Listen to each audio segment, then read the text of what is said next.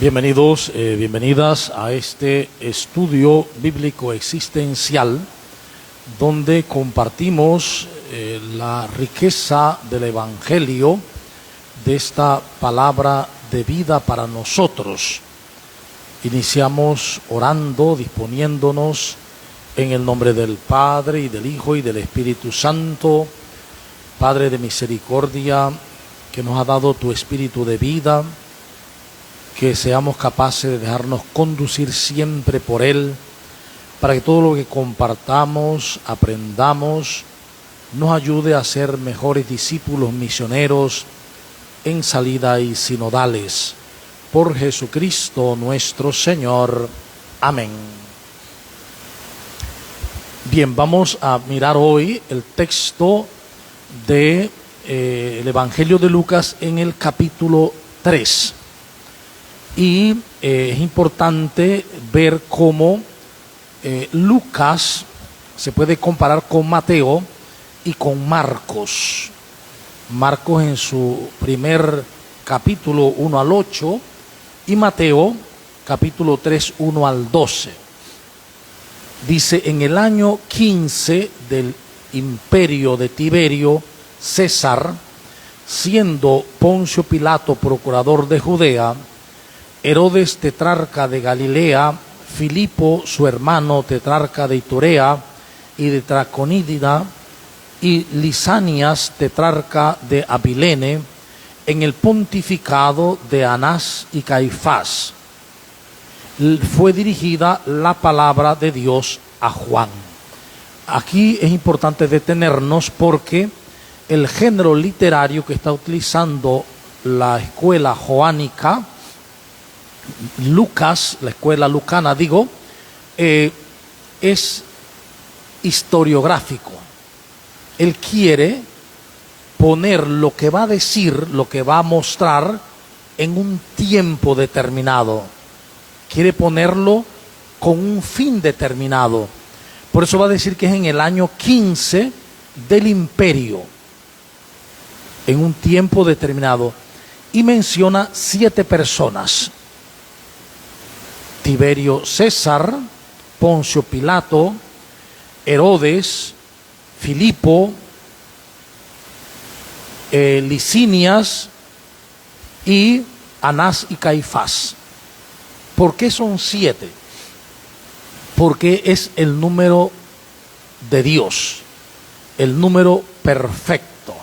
Entonces lo que está diciendo Lucas, que el lector común no lo va a entender si no conoce la gematría bíblica, el significado de los números, lo que está diciendo Lucas es: en este momento es el momento perfecto, el momento perfecto de Dios.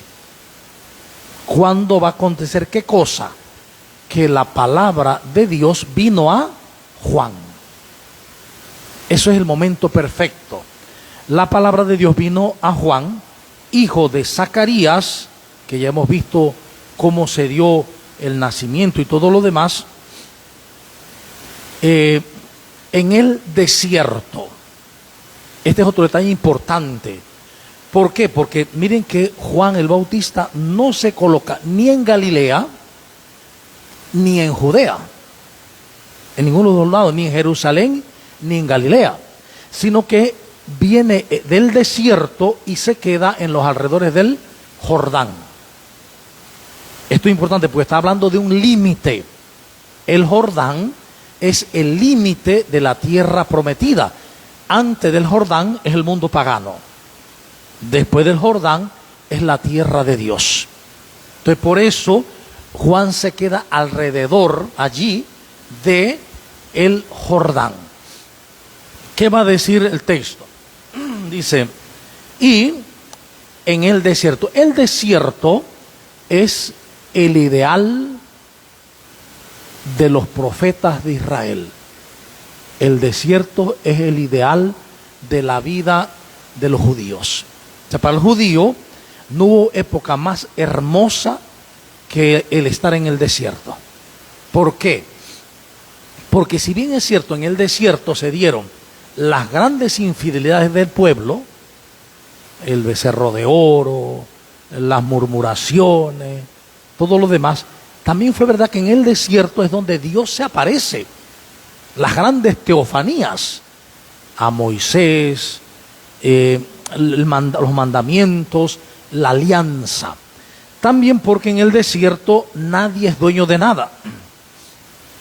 En el desierto uno viaja con lo que puede cargar, más nada. En el desierto nadie es dueño de nada. Uno va haciendo caminos y va viviendo de lo que hay en el desierto, y que al fin y al cabo es un don de Dios. Por eso es importante para el hebreo la vida del desierto. Entonces, Juan, al estar en el desierto, está marcando que él viene del Antiguo Testamento. Él es como el límite del Antiguo Testamento y también del Nuevo. ¿De qué dice el texto? Dice, y se fue por toda la región del Jordán, proclamando un bautismo de conversión para perdón de los pecados. Puedes buscar ahí en Google qué significa Jordán, el significado de Jordán. Y dice, se hace alrededor del río, proclamaba, dice, un bautismo de conversión para perdón de los pecados. Esto también es importante, ¿por qué? Porque el pueblo de Israel, cuando entra a la tierra prometida, tiene que pasar por el Jordán. Y al pasar por el Jordán, por las aguas del Jordán, está el símbolo de una vida nueva. Dice que Josué golpeó el agua y ellos pasaron pie enjuto, pero tuvieron que atravesar el Jordán. Entonces, el atravesarlo es signo de dejar el pasado y entrar en una vida nueva, la vida en la tierra de Canaán. Ese era el fin. Ahora, también, después que pasaron Josué y compañía, siempre el pasar el Jordán significó algo.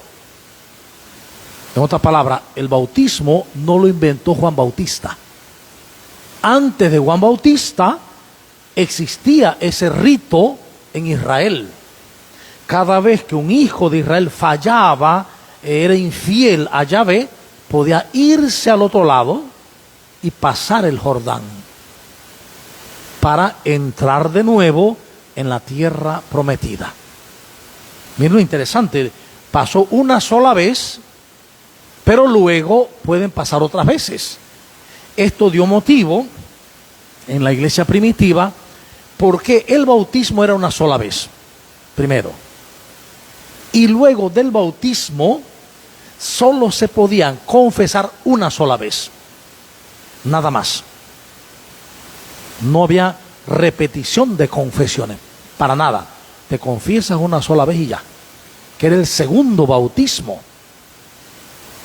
Esto se debe a una lectura de esta tradición judía. ¿Qué dice el texto?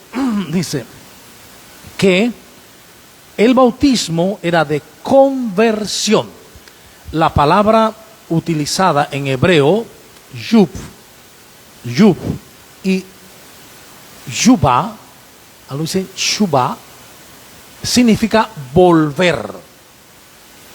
Shuba, de shub o yub, es volver.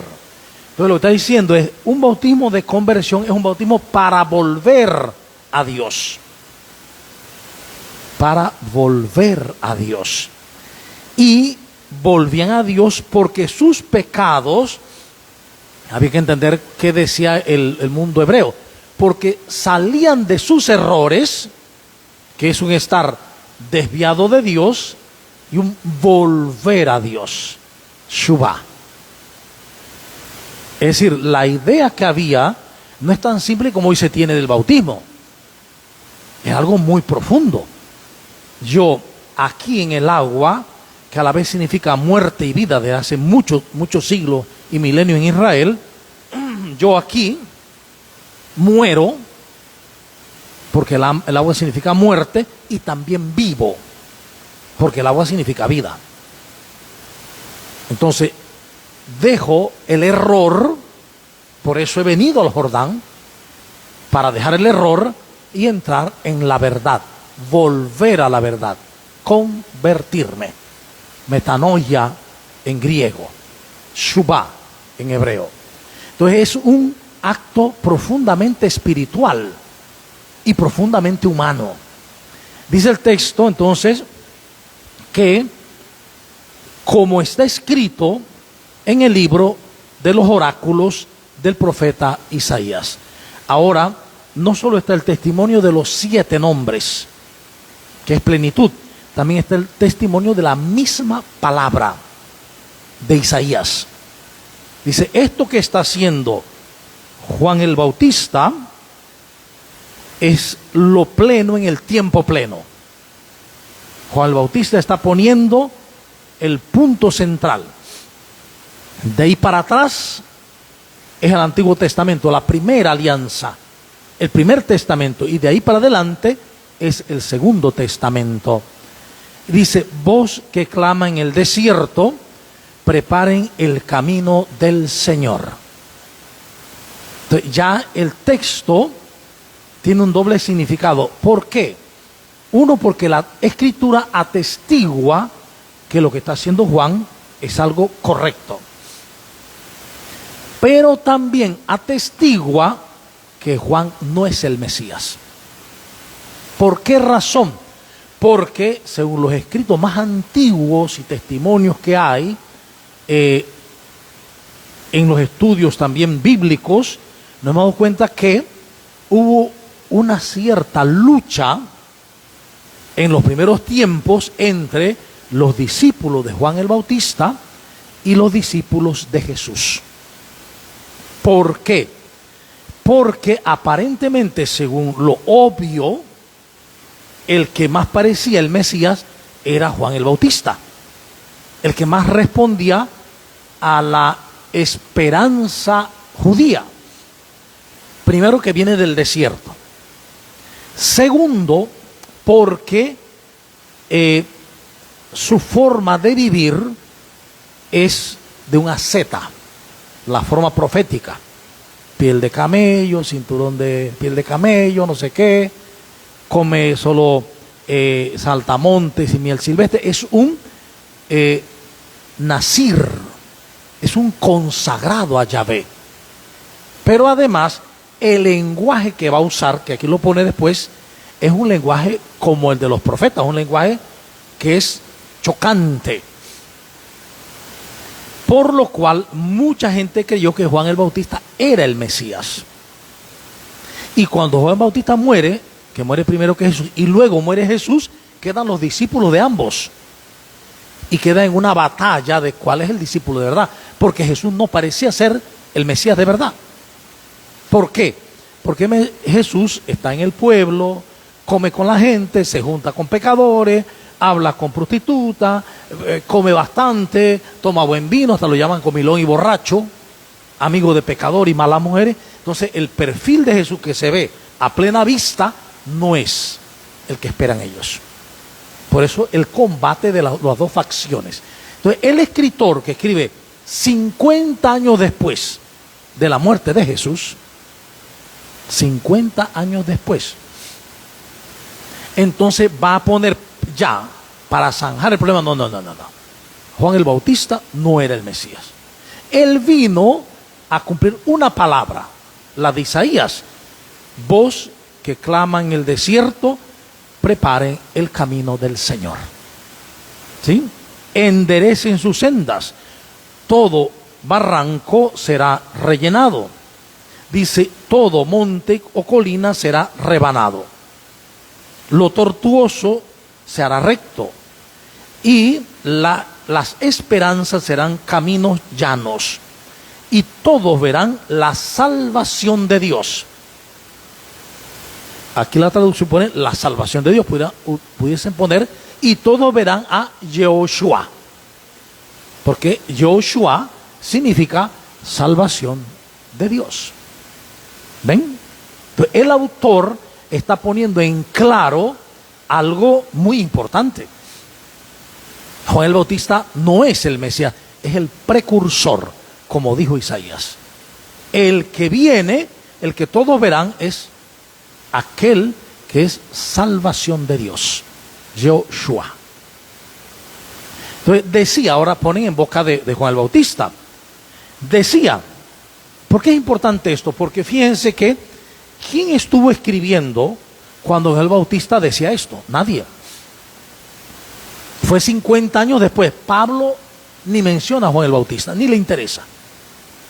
A Pablo tampoco le interesa a Jesús el terreno, el que caminó por Jerusalén. Él mismo lo dice, a mí me basta con Cristo resucitado y basta. A mí lo que me interesa es que Cristo murió y resucitó. Eso de ir a investigar su vida, eso no me interesa. A mí me interesa que es el viviente.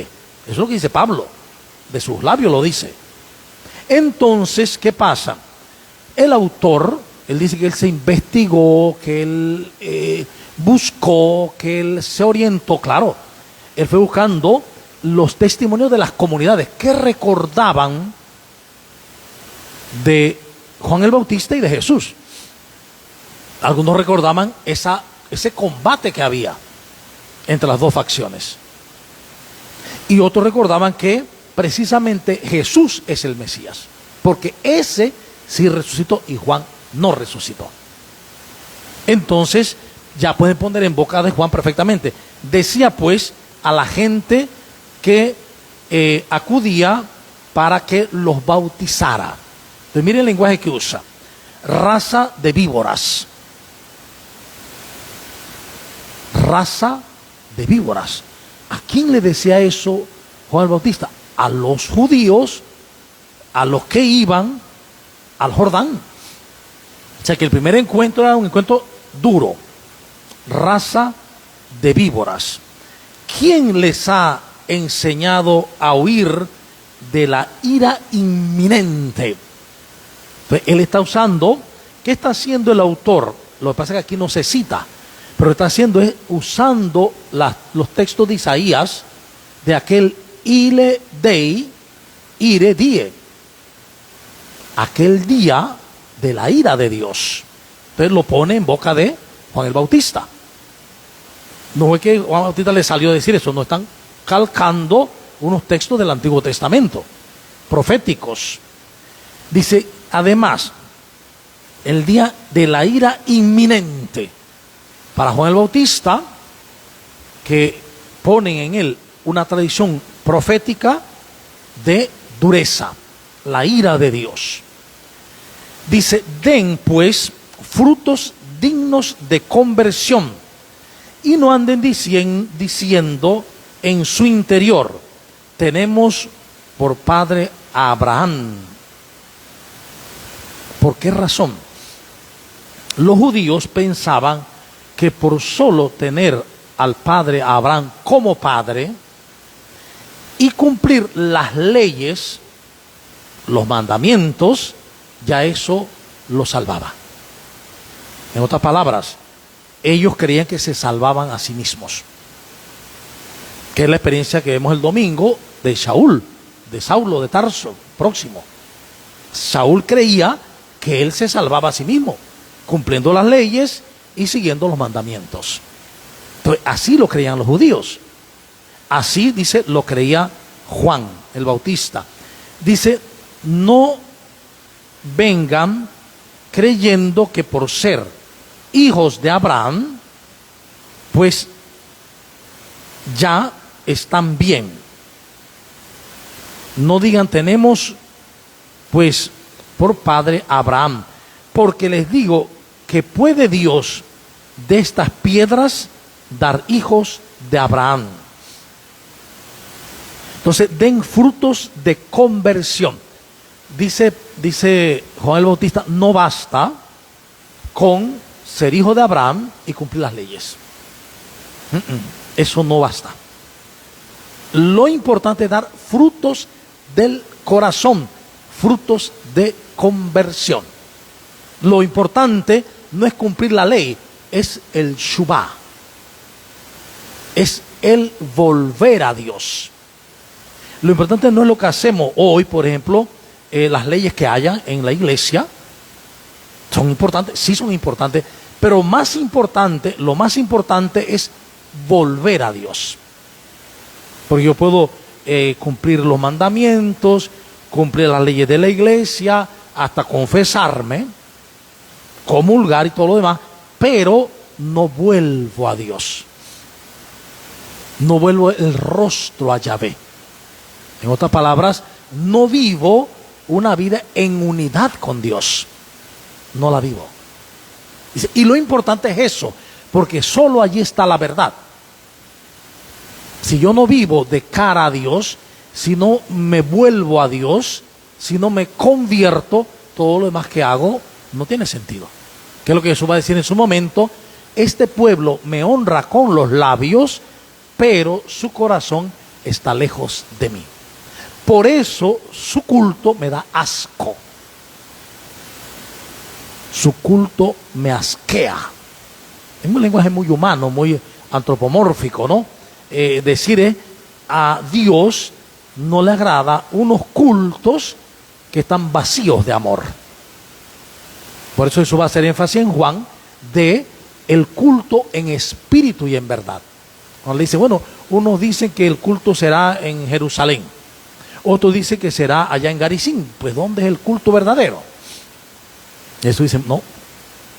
Llegará un día que descubrirán que no, que el culto no es en un lugar, que el culto verdadero es en espíritu y en verdad, en el Espíritu Santo, es decir, en el amor y en la verdad, que es Jesús. Yo soy la verdad.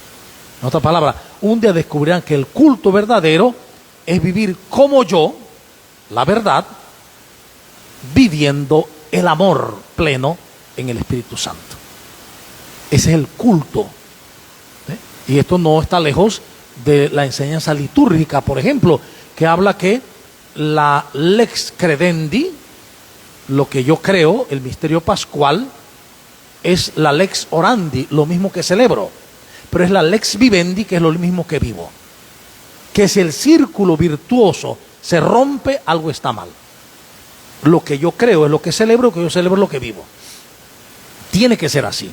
Yo creo en el misterio del amor que se ha dado, el misterio pascual.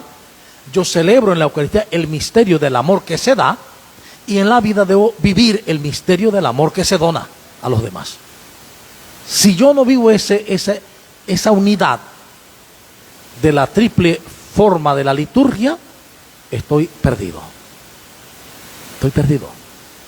Porque resulta que la salvación, como bien dice Joseph Ratzinger, de feliz memoria, en Jesús de Nazaret 2, la gente casi no entiende. La mayoría de la gente católica no entiende lo que es la salvación. Porque la mayoría de la gente entiende la salvación como algo para después de la muerte. Y dice Ratzinger que cuando Jesús, y es verdad porque lo he leído, cuando Jesús habla de salvación, habla de aquí, de este mundo, de este momento. A este mundo ha venido el reino de Dios. En este mundo hay que vivir el reino de Dios. En este mundo hay que vivir la vida abundante, la vida plena, ahora. Y por eso la vida plena se vive amándonos los unos a los otros como Él nos ha amado. Después de muerto viene la plenitud, pero de eso solo se puede saber que Dios ha salvado en Cristo a la humanidad. Y que, por ejemplo, en la liturgia toda la historia está salvada. En la celebración de la liturgia toda la historia está salvada. Entonces, ¿qué sucede? Dice el texto que ya está el hacha puesta en la raíz de los árboles, y todo árbol que no dé buen fruto será cortado y arrojado al fuego. Miren cómo lo plantea él. Está hablando del fuego que quema, del fuego que destruye. Está usando un símil. No es algo histórico, es un símil, es una comparación de lo que pasa con el que no da fruto. Es quemado, la vida se quema cuando no doy fruto. Cuando yo no amo, mi vida como hijo se quema. Si yo no amo a mis padres, mi vida se quema. Si no amo a mi esposa, a mi esposo, mi vida se quema. Si no amo a los hijos, se quema. Si no amo a los hermanos, se quema. Es decir, se destruye. Lo que tan hermosamente dice el Papa Francisco en Evangelii Gaudium, dice, para mucha gente la vida es un lento suicidio. Para mucha gente la vida, y está hablando en la iglesia, es un lento suicidio. Porque no ha sido capaz de reconocer el terreno sagrado del hermano. Quitarse la sandalia ante el hermano. Estás pisando tierra sagrada. El otro es tierra sagrada. Y por eso al otro hay que amarlo. Y no de cualquier forma, como yo los amo a ustedes. ¿Sí? Dice el texto, la gente le preguntaba. Miren lo interesante. Pues, ¿qué debemos hacer para dar frutos? ¿Qué debemos hacer para shubá, para volver a Dios? ¿Qué debo hacer? Es decir, el volver a Dios no es una mera teoría, no, yo volví a Dios ya. No, espera. El volver a Dios tiene que notarse en la vida. ¿Qué debo hacer? Le dicen uno, dice la gente. Y él les dice, el que tenga 2 túnicas, que las reparta con el que no tiene. Es decir, que nos diga hoy a nosotros eso. El que tenga 2 camisas, 2 pantalones, 2 zapatos, repártalo con el que no tiene. No, eso no quiero. Mejor le doy un cuarita. Mejor le doy alguito. Fíjense, la exigencia es la equidad. Si tienes 2 y uno no tiene nada, le das uno y te queda cada uno con uno. Eso se llama la equidad. O sea, sé equitativo, comparte con el que no tiene. Un testimonio de haber vuelto a Dios, de haber hecho una verdadera metanoia, shubá, es compartir con el que no tiene. Dice el texto, vinieron también unos publicanos a bautizarse. Primero era una gente, ahora son unos comerciantes, publicanos. Dice, cobradores de impuestos, pues, a bautizarse. Que le dijeron, maestro, es interesante, aquí le ponen a Juan, que le dicen, maestro, ¿qué debemos hacer? Él les dijo, no exijan más de lo que está fijado. Porque, ¿qué hacían los cobradores de impuestos? Roma le decía, tienen que darnos mensualmente por Jerusalén, por tu grupo que vas a cobrar el impuesto, tantos talentos. Si cobras más, ese es tu problema. Lo demás es para ti. Pero lo que Roma pide es esto. Entonces, ¿qué hacían los publicanos, los cobradores de impuestos? Cobrar de más y se enriquecían. Pero ustedes ven que todos eran ricos. Mateo, Zaqueo, todos eran ricos. Porque se enriquecían cobrando de más. Entonces, ¿qué le dice? Miren, Juan el Bautista, no le dice, retírate de publicano. No. Le dice, no exijan más de lo que está fijado. Es decir, que hoy nos dice Dios eso a nosotros. No vendan las cosas más de lo que está fijado. Y dice luego, vinieron unos soldados. La gente, los comerciantes, los soldados. O sea, todos los estratos sociales. Vinieron unos soldados y dice, ¿y nosotros qué debemos hacer? Él le dijo, no hagan extorsión a nadie. No hagan denuncias falsas. Y conténtense con su salario. ¿Esto es válido hoy? No cobren, que te voy a poner la boleta, bueno, pero si me pasa un salve no te pongo la boleta. Conténtate con tu salario. Lo que está diciendo el autor, que dice Juan el Bautista, es una vida de equidad, ¿ve? Una vida de honestidad y una vida de servicio honesto. Eso es para hoy, para nosotros hoy. Como el pueblo, dice, estaba expectante, fíjense lo que dice, y andaban todos pensando, todos en sus corazones acerca de Juan, si no sería el Cristo. Lo que dije antes, dice todo, no dice alguno, dice el texto que todos estaban en su corazón expectante y pensaban, ¿no será Juan el Cristo? Que en griego es el Christos, pero en hebreo es el Mashiach o Mesías, y en castellano es el ungido. ¿No será este el ungido? O sea que mucha gente pensaba que por las características de Juan, como he dicho, podía ser el Mesías. Entonces dice, declaró Juan a todos. Ahora Juan habla. Juan declara, dice, yo los bautizo con agua, pero está a punto de llegar el que es más fuerte que yo. El bautizo, bap, la palabra, la raíz griega bap, significa sumergir, absorbiendo, como una esponja. Tú la metes al agua y se llena de agua y sale. Entonces, dice, yo les bautizo con agua, yo los sumerjo en el agua, donde dejan el pecado y vuelven a Yahvé. Eso es lo que está diciendo, ¿no? Pero viene uno que es más fuerte que yo. En otro texto dice que el fuerte es Lesatán, el diabolos, pero que el más fuerte es Jesús. El más fuerte es Jesús siempre. Viene uno que es más fuerte que yo, a quien ni siquiera soy digno de desatarle las correas de sus sandalias. Entonces aquí nos vamos a un símbolo, porque en aquella época la correa de las sandalias era un signo de desposorio. El hombre le proponía a la mujer matrimonio o a la familia de la mujer, y ésta, si aceptaba, le desataba la correa de una sandalia al hombre y decía, eso significa yo te acepto como esposa.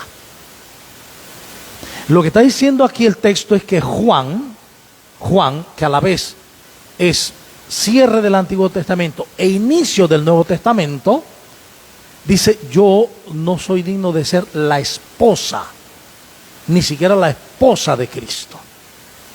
Está uniéndolo a la iglesia, ¿sí? A la iglesia. Es decir, los que están conmigo ahora mismo no son todavía seguidores de Jesús, son seguidores míos. Por eso yo no soy digno de desatar la correa de sus sandalias. Es más, dice, Él los bautizará, o sea que el que viene, el más fuerte, también sumergirá, sumergirá, absorbiendo, pero no en el Jordán, no en el agua, sino en Espíritu Santo y fuego. Recordemos que entonces aquí, en el lenguaje aquí, cambia el sentido de fuego, porque el sentido de fuego aquí, desde el lenguaje original griego, está hablando de lo divino. El fuego es signo de Dios, de lo divino. Le está diciendo, el que viene lo va a sumergir en el espíritu del amor, en la vida divina. Lo va a sumergir no solamente en un agua donde se arrepientan y a un esfuerzo de shubá, de volver a Dios, sino que van a ser sumergidos en el mismo Espíritu Santo, en el espíritu del amor de Dios, en la misma vida divina, que es lo que el Lumen Gentium 40 de la Concilio Vaticano II va a decir. Los bautizados por la obra de Cristo, no por las suyas, participan de la misma vida divina y son realmente santos. Eso lo dice el Concilio Vaticano II. Lumen Gentium 40. Viene de allí. El bautizado es consciente, ha abierto su vida a ser sumergido en la vida divina, en la vida trinitaria, en la vida de santidad, de tal manera que se reconoce santo, no más santo que los demás, no mejor que los demás, santo como todo mundo, santo como todas las personas lo son, solo que no lo saben. Pero aún antes de convertirnos, aún antes de creer en Dios, aún antes de conocer el nombre de Jesús, el ser humano es imagen y semejanza de Dios. Desde el chinito que está allá en el Cantón hasta el negrito morruco del Congo, ese es hijo de Dios, es hija de Dios, es santo, es santa, imagen, impronta del ser de Dios. Luego, dice el texto, dice, en su mano tiene el rastrillo para limpiar su cosecha. Esto no lo entendemos. Cuando uno piensa en rastrillo, un rastrillo de esos que nosotros usamos. No es el rastrillo, el tridente. El tridente, ¿no? Para limpiar su cosecha. También recogerá el trigo en su granero, pero quemará la paja con un fuego que no se apaga. Esto no está hablando para nada de un infierno. Lucas no pensaba en nada de eso. Creo que está hablando de una simbología profunda. Está diciendo que en el momento de la siega, el trigo, lo que es auténtico, verdadero, va a permanecer. Y lo que es falso, se quema. El amor de Dios lo destruye. El amor de Dios quema lo falso. Lo que no es, ante el amor deja de ser. Y solo queda lo que es. Confer spe salvi. Pueden leer spe salvi cuando se habla del juicio final. Luego de esto dice, muchas otras cosas, muchas otras exhortaciones, anunciaba al pueblo la buena nueva. Ya se considera que Juan el Bautista está diciendo una buena noticia, un evangelio. Luego viene entonces la prisión, dice, de Juan el Bautista. Pero Herodes, el tetrarca, reprendido por él, por el asunto de Herodías, la mujer de su hermano, y por todas las malas acciones que había hecho, añadió a todas ellas la de encerrar a Juan en la cárcel. Aquí no narran nada de lo sucedido, a diferencia, por ejemplo, de Mateo, que fue que bailó, que no sé qué, que la hija, eso no lo narra acá. ¿Por qué? Porque evidentemente ellos, tanto Lucas como Mateo, copiaron de Marcos. Los evangelios de Mateo y Lucas copian de Marcos, pero también copian de una fuente desaparecida que se llama fuente Q, QL, fuente. ¿Cómo sabemos? Porque hay unos textos que son comunes a Lucas y a Mateo, pero no están en Marcos. Quiere decir que había otra fuente de la que ellos copiaron. Esa es la fuente Q. La fuente Q.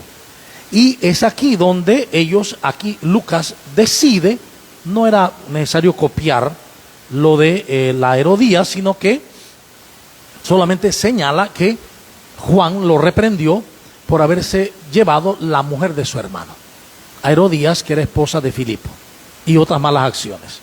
Ahí se cierra, dice, y queda Juan en la cárcel.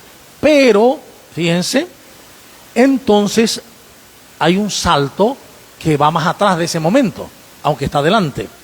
Dice, todo el pueblo se estaba bautizando. Jesús, ya bautizado, se hallaba en oración. Se abrió el cielo, bajó sobre él el Espíritu Santo en forma corporal como una paloma, y vino una voz del cielo: tú eres mi hijo, yo hoy te he engendrado.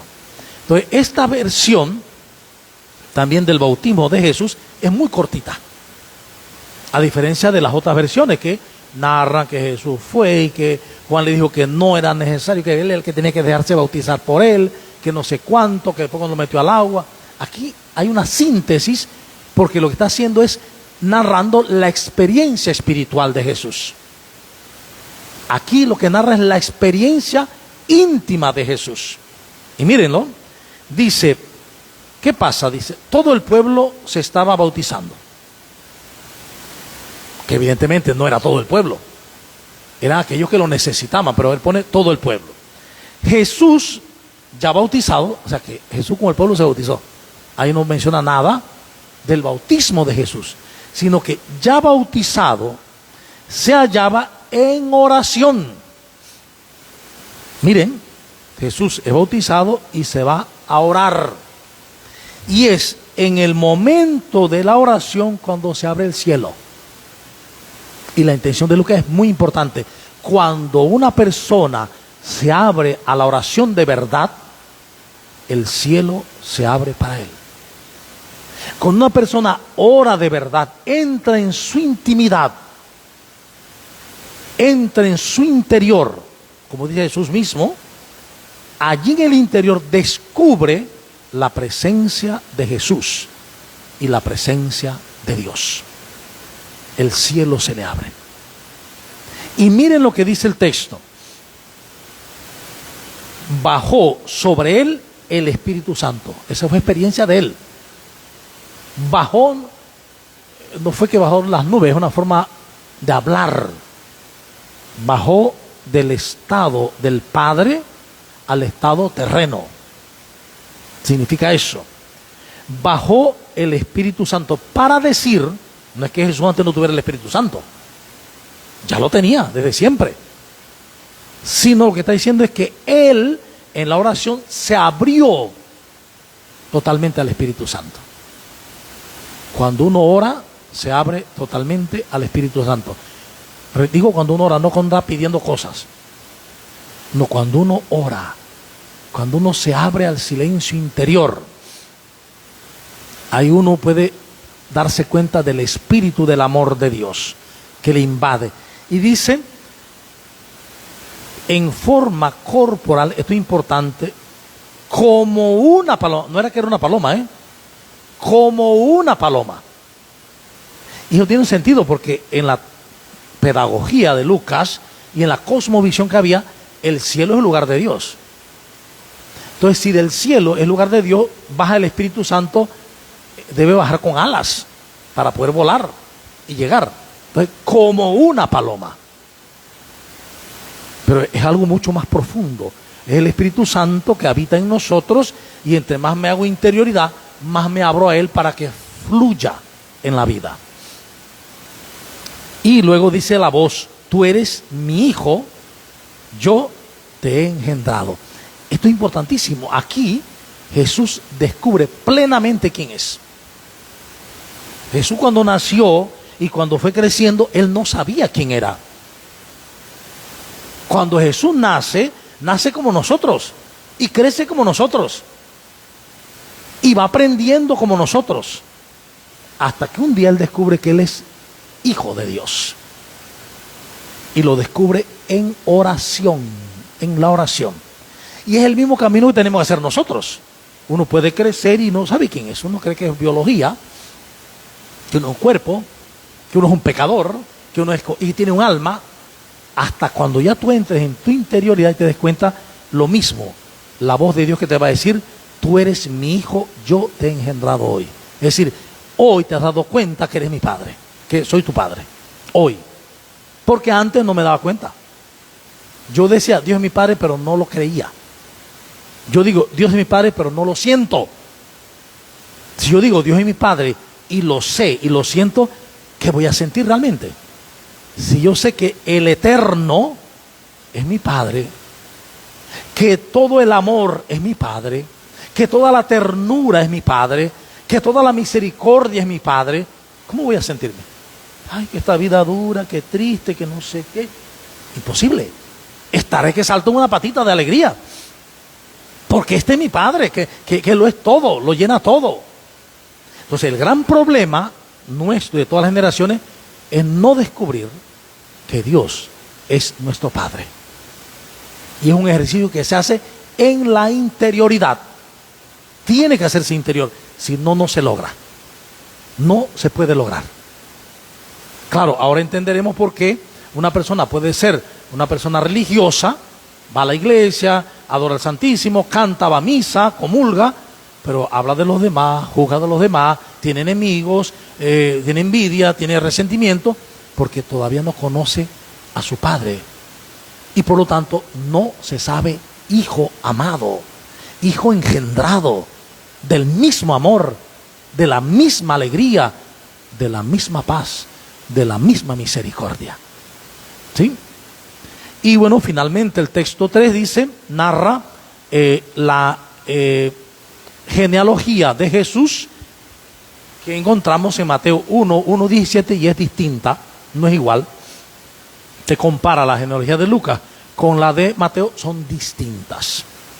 A Lucas solo le interesa decir que Jesús viene desde José, para terminar que es hijo de José, pero que al fin es hijo de Adán. Comienza un poco como de adelante hacia atrás y vuelve a volver hacia adelante en la narración. Jesús es hijo de Abraham, hijo de José, y al final dice, hijo de pronto dice aquí, y Matusalén, hijo de Enoc, hijo de Jared, hijo de Maleel, hijo de Cainán, hijo de Enos, hijo de Set, hijo de Adán, hijo de Dios. Al revés. Entonces, ¿qué importancia tiene? Que para un hebreo la genealogía es importantísima. La historia, su cultura, sus antepasados son importantísimos. Nosotros no. A uno, si acaso, se acuerda del abuelo o la abuela, si acaso. Pero ya de los bisabuelos ni sabe nada de ellos. Entonces, este texto vale la pena leerlo otra vez en casa, releerlo, porque es de suma importancia. ¿Sí? Entonces ahora vamos a dar espacio para las preguntas sobre este capítulo 3 de San Lucas.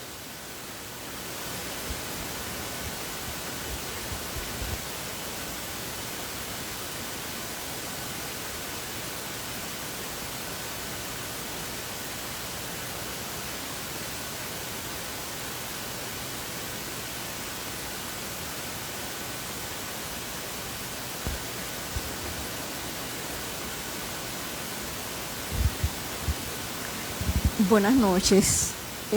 A mí me llamó y siempre me llama cuando escucho poderosamente la atención la oración, porque a lo largo pues de la vida, ¿verdad? Siempre he tratado pues de tener esa comunicación con mi Creador, y me impactó mucho cuando el Padre dijo que si nos abrimos, ¿verdad?, en oración, si vamos como a sentir ese amor de Dios. Y yo tengo que reconocer pues que realmente sí rezo, oro, medito y demás, pero algunas veces en mi vida he sentido como ese amor grande de Dios, y muchas veces tal vez lo he sentido más cuando he orado porque me siento un poco triste en mi vida.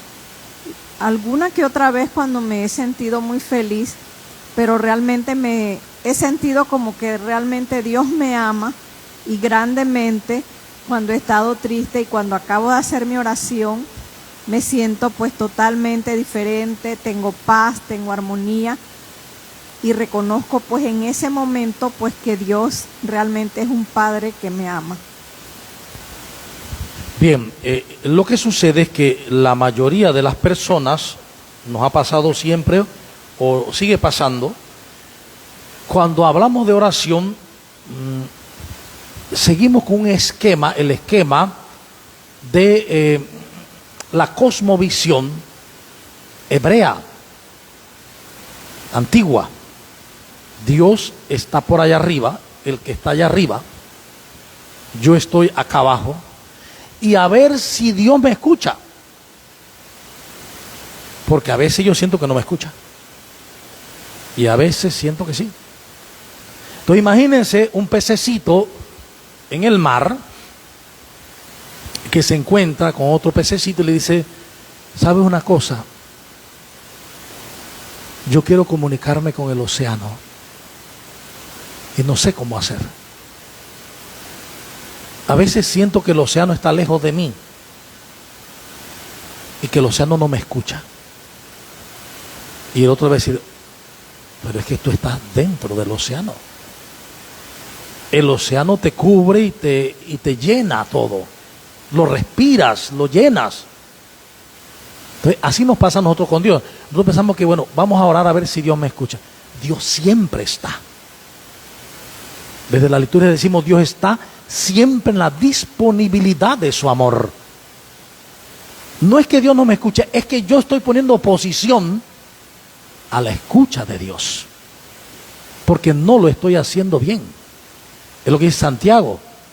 Piden y no reciben porque piden mal, porque solo piden para gastarlos en sus derroches. Y dice Jesús, ora mal porque están orando para que la gente los vea, para que la otra persona vea que hice una oración bonita, para que en el grupo vean que yo participé, que hice una oración. Ese no es el camino, dice. Que usted quiere orar de verdad, vaya a su cuarto. Cuando habla de cuarto hay que entender que nosotros pensamos el cuarto mío, el de mi casa, ¿no? En el tiempo de Jesús no había cuarto así. Solo los ricos tenían, los muy ricos tenían casas con habitaciones.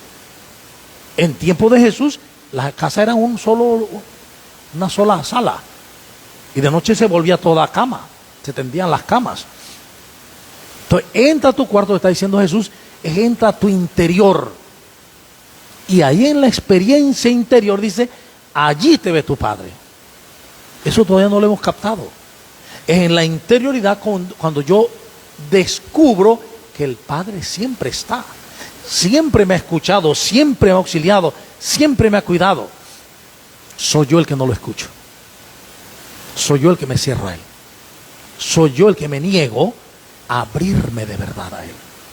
Porque no quiero permitirle al Espíritu Santo que me llene y que elija y decida en mí. Yo quiero seguir teniendo el control. Entonces por eso mejor yo rezo a Dios por aquí, le pido una cosita, le rezo, le canto, pero en mi vida yo voy por mi lado. Yo voy por donde yo quiero.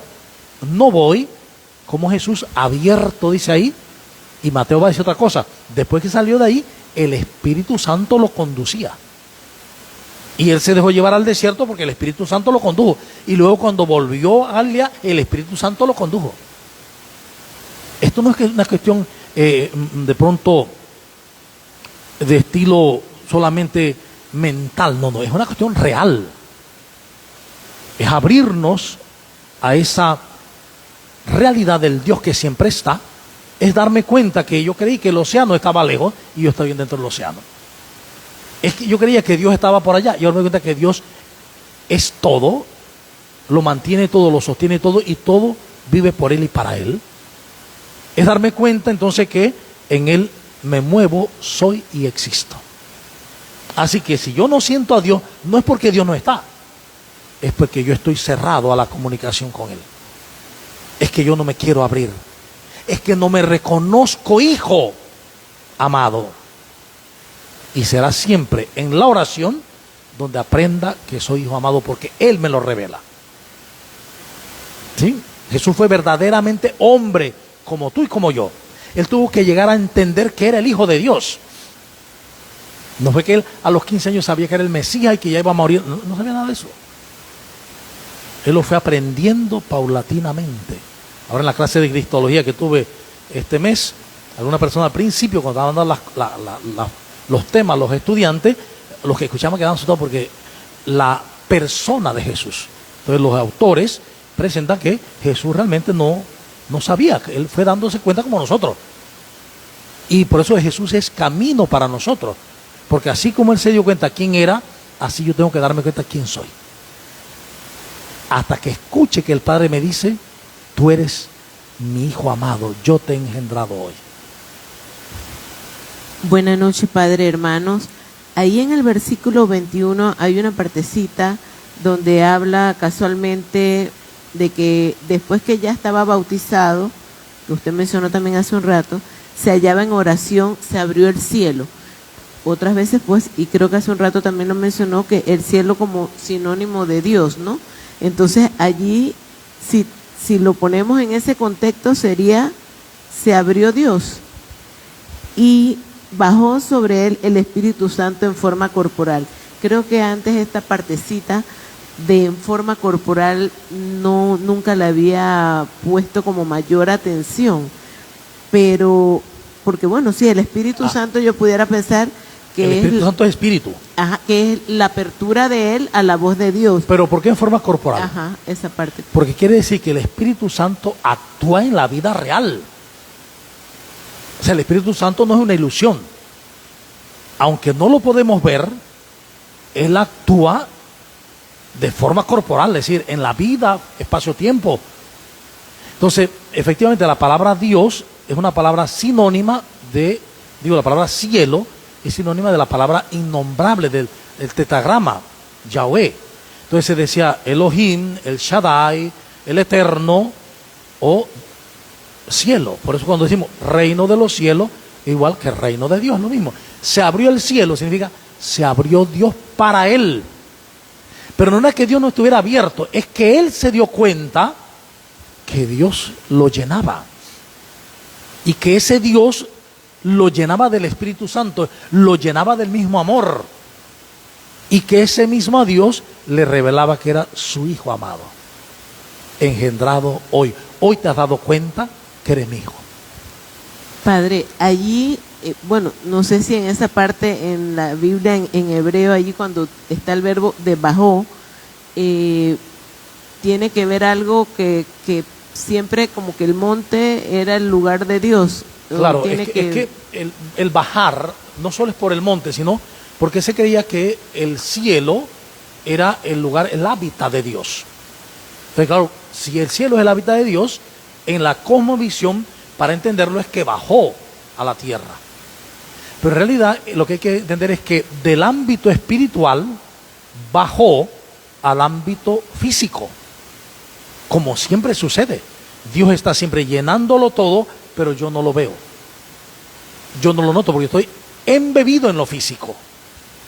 Las 24 horas estoy pegado de lo físico.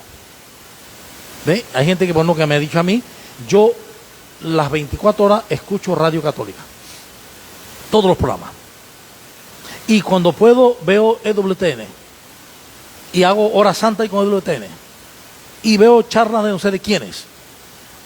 Pero tú has hecho el Shubá, has vuelto a Dios, amas a los enemigos, amas a tu familia, tratas con amor. No. Entonces puedes oír lo que sea y no pasará nada en tu vida. ¿Eh? Como dice en buen panameño, puedes oír misa y no pasa nada en tu vida. ¿Por qué? Porque no basta con oír y ver y estar en el aparatico y la cosa, no basta con eso.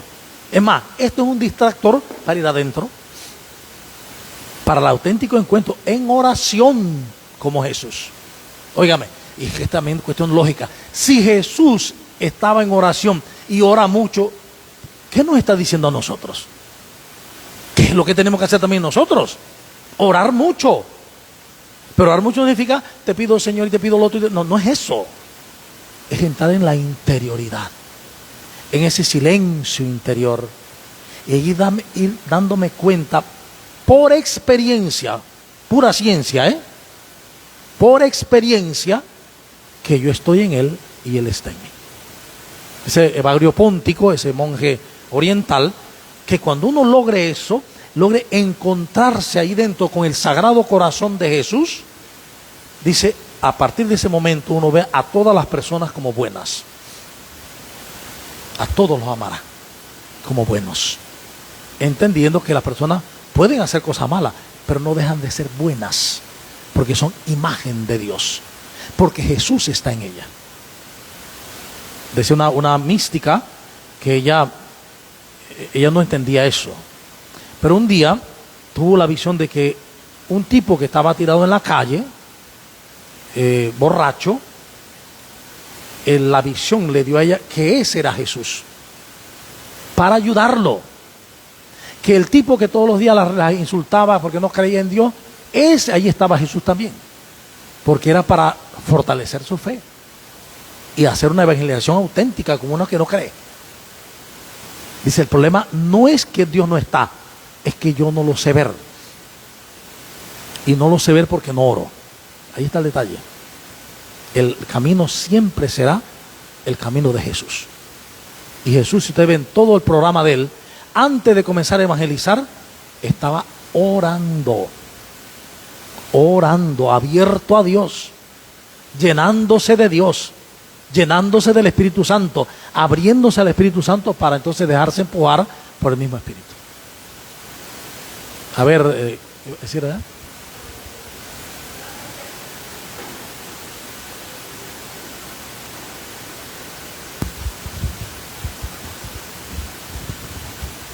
Solamente un comentario.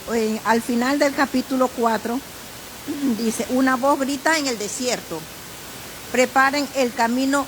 Mi traducción dice al Señor y usted dice del Señor. Aquí es que depende de la traducción. Ajá. ¿Qué Biblia es la tuya? Al Señor. ¿Qué Biblia es la tuya? La Biblia de nuestro pueblo.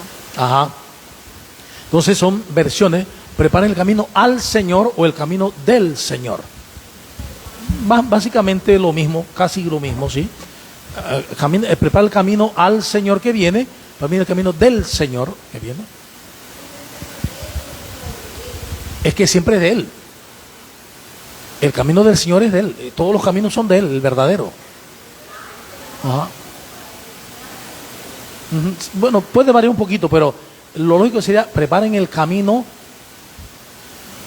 del Señor o para el Señor, porque preparar el camino significa que debo, dice, rebanar las montañas y rellenar los huecos, las colinas. O sea, que todo quede parejito, en equidad. Y eso se hace cuando das una túnica al que no tiene, cuando trabajas honradamente y cuando te relacionas como debe ser. ¿Sí? Buenas noches, bendiciones a todos. Después que usted finalizó todo lo que dijo, me imagino que mucha gente aquí le ha dado mucha vuelta a la cabeza, mucha idea como yo en este momento. Y aparentemente a veces muchas cosas en la vida tienen que ver con decisiones, con conductas. Y cada uno tiene la decisión de elegir o no elegir, eso lo sabemos perfectamente. La pregunta va fundamentada en algunas cositas. Y lo pregunté, creo que fue en la segunda sesión que, desde que vine acá, el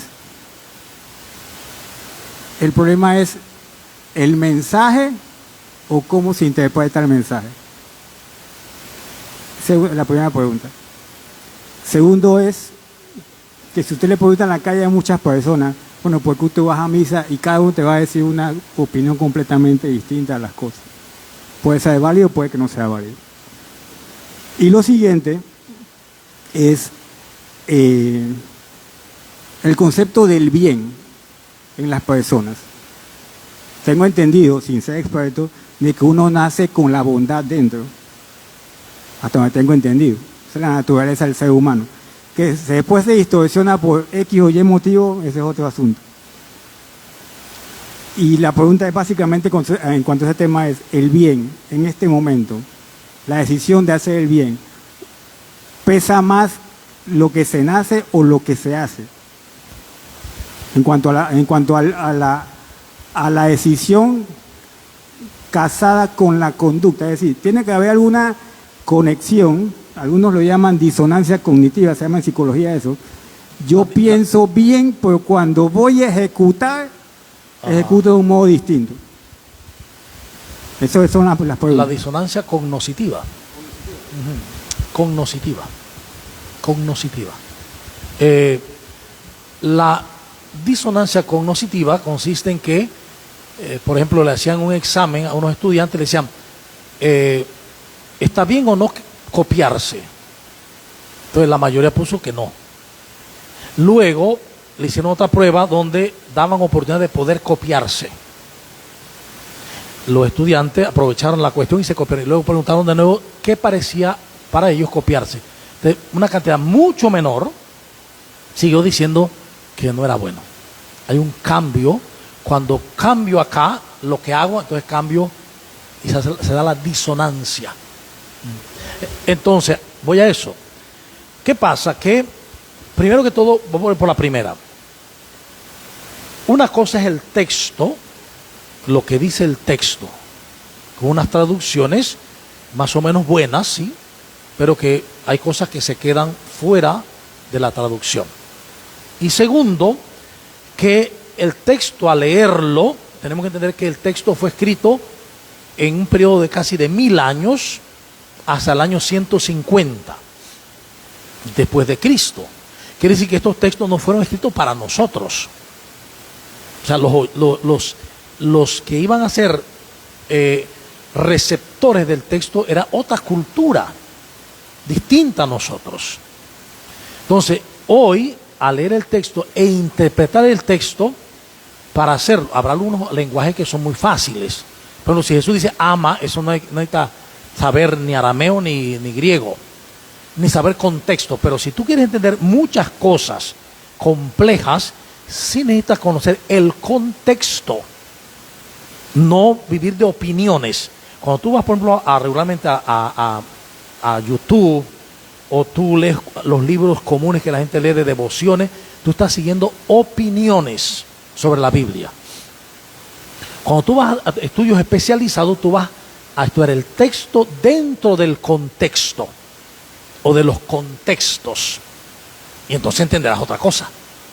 Por eso es importante, no todo mundo va a interpretar las escrituras de una manera más acercada a lo que quiso hacer el agiógrafo. Eso por un lado. Por otro lado, entonces, el bien y el mal se genera dentro de nosotros. El mal no viene de fuera. Cuando Jesús dice, nada malo o impuro viene de fuera, sino que sale del corazón del hombre. Y van nombrando, del corazón salen las envidias, los odios, los resentimientos, los adulterios, no sé cuántas cosas. Del corazón. No es que viene de afuera, es de dentro. Y ahí es donde está la elección. Nosotros elegimos el bien o el mal. Ya el Antiguo Testamento lo decía. Ante ti pongo la verdad y el error, la vida y la muerte, el bien y el mal. Tú eliges, Deuteronomio. Ahora bien, para poder elegir, yo debería conocer las consecuencias de la elección. El gran problema de nuestro mundo es que la gente no sabe las consecuencias de la elección. No sabe cuál es la consecuencia real de elegir la verdad, de elegir a Dios, de elegir el camino del amor. No lo saben. Y tampoco saben las consecuencias de elegir lo contrario a Dios. No lo saben. Porque si lo supiéramos de verdad, entonces uno elegiría según el corazón. Y el corazón siempre tiende a la verdad. Porque en el corazón del ser humano, dice la moral cristiana, hay una ley inscrita por Dios en todos los hombres y mujeres que nos llama a actuar en el bien y a negar el mal.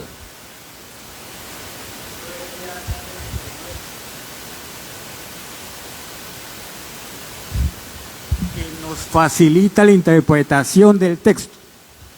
Porque si yo no soy experto, quizás mucha gente no lo son aquí también. Y como usted lo dijo alguna vez, yo leo, me puedo leer un mes, un mismo versículo, y cada día lo interpreto de un modo distinto. Por el contexto, la contextualización que usted da es muy atinada. Y voy a poner el ejemplo, las personas que van a la misa todos los días y que el mensaje, la interpretación, es el concepto, puede cambiar a diferentes lugares, pero sigue siendo la verdad y la verdad no se discute nunca. Eso lo sabemos hace mucho tiempo. La pregunta es, ¿qué está pasando en la mente y en el corazón de las personas que le cuesta entender el mensaje? Es muy simple lo que dice Juan en el capítulo 1. Vino la luz al mundo, pero los hombres prefirieron las tinieblas.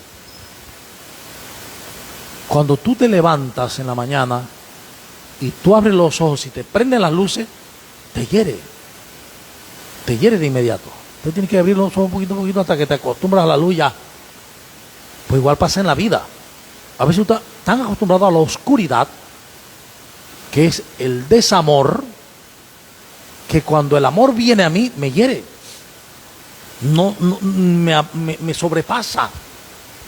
Entonces le cojo miedo al amor. De hecho, el gran problema de la humanidad es que le tenemos miedo al amor, miedo a Dios. Entonces, como le tengo miedo porque siento que esa luz me va a traspasar mi vida y me va a llenar y me va a hacer cosas que yo no quiero hacer. Yo no quiero amar al que me tiró el perro muerto a mi tierra.